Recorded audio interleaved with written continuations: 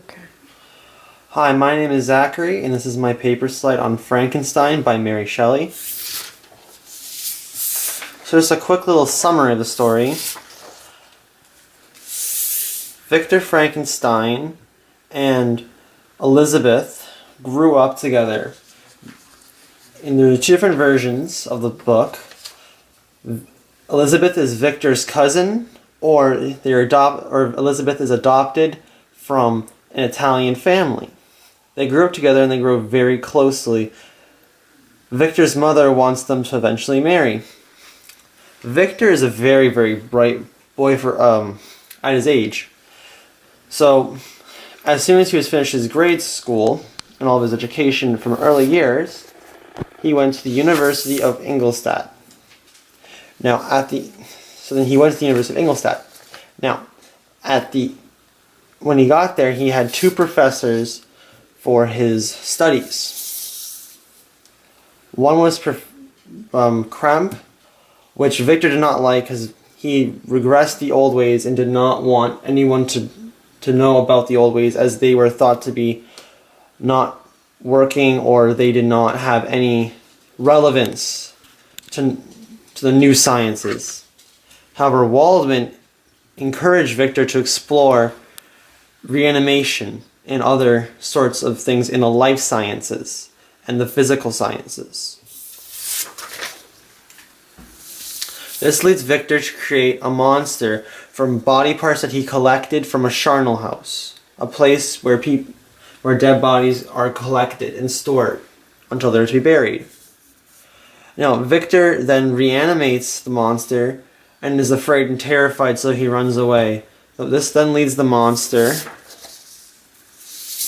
to run out of the house and try to find a place to stay. Now, for a while, Victor and the monster are away until one day Victor meets the monster in the mountains and they talk about what happened.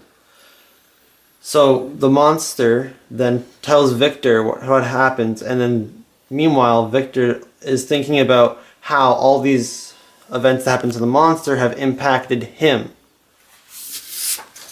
So while they were apart, Victor's family member was murdered in the woods by the monster. Justine, the housemaid, was then accused and executed for murdering him when it was actually the monster.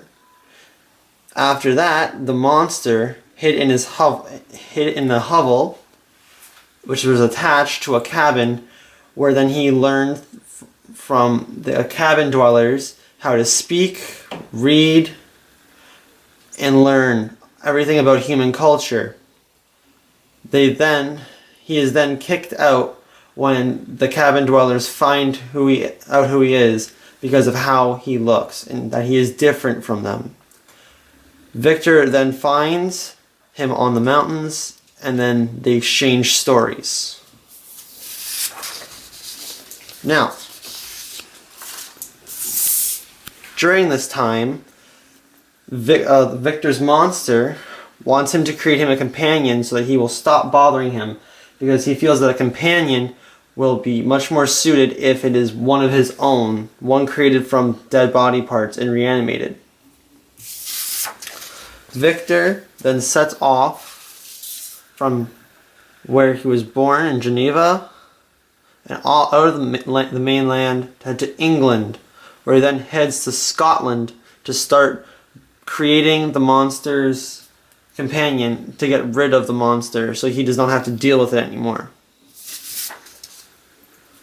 One day when working on the monster's companion, the monster peeks through the window with a hideous smile to see how the progress of his companion is working. Victor then thinks to himself that what he was doing was pure evil, as he would then create more of these spawns of the devil that would torment him for the rest of his life. So Victor then took a boat out into the open waters and ditched the monster's companion. When he came back, he found his dear friend Henry Clerval murdered, strangled to death. He is then accused of this crime and put in jail. When he was released from jail and found not guilty, he then married Elizabeth soon after. She was then murdered by the monster because he had vowed revenge against Victor for not creating his companion. Victor at this point now feels extreme hatred and then swears to hunt down the monster and kill him. Victor then goes to the greater area in the north to find him, and then meets with Robert Walton and discusses his life story. The monster then finds Victor aboard the ship and kills him. And then, after he realizes that what he had done was wrong and that he just wanted the sympathy of his creator, all he wanted was to be loved by his creator, but by killing all of those who the creator felt closest to, he then jumps off of the boat and is never seen again. This book, or novel, is an example of great literature for 3 reasons. The first reason is the universal truth, the critical commentary on the novel, and the settings of the novel. The universal evil deeds do not go unpunished is relevant in this text as Victor creates a monster and then continuously shuns him, which then leads the monster to perform heinous acts of revenge towards Victor.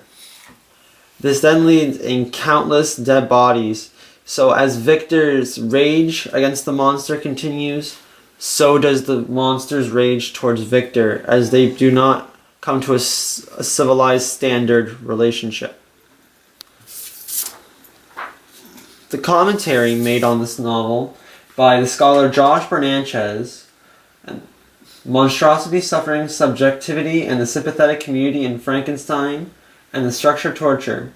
Victor denies the creature's needs when he's insisted that there can be no community between them because the creature is fiendish and undeserving of compassion. Victor denied the creature a chance to earn his trust just because he was different than the rest of the current society. He believed that he was a hideous beast that was a mistake, and did not give the monster a chance to even show him what he was able to become. This then led the monster to become just what Victor had feared.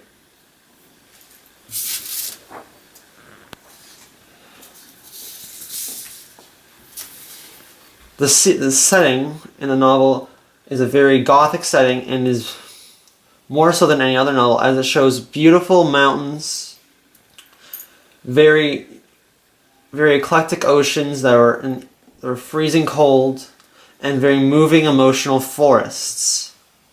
These are various examples of the scenery displayed in the Gothic novel Frankenstein.